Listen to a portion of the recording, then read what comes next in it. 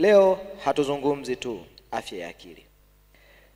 Tunaipa uzito afya ya akili haswa panapostahili kwa lengo la kuiangazia katika mikakati yake.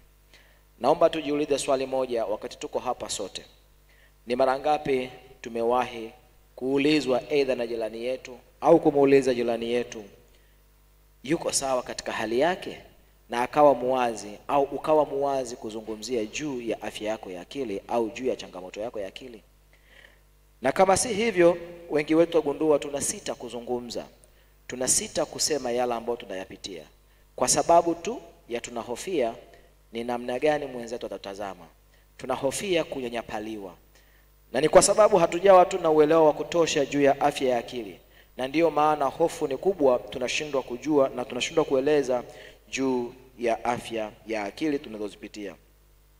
Ni wapi vijana wetu wanapopata nafasi ya kusema wanapochoka au kuvunjika moyo?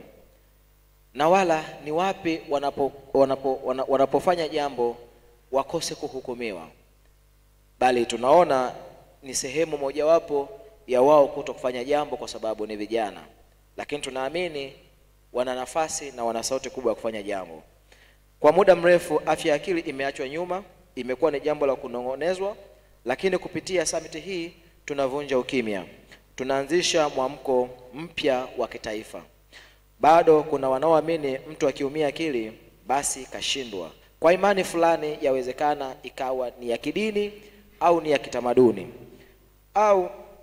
lakini sisi hapa tumechagua kuamini katika sayansi, lakini pia katika tiba, lakini pia katika utu, juu ya kuzingatia ustawi wa kila binadamu hususan kwenye eneo la afya ya akili.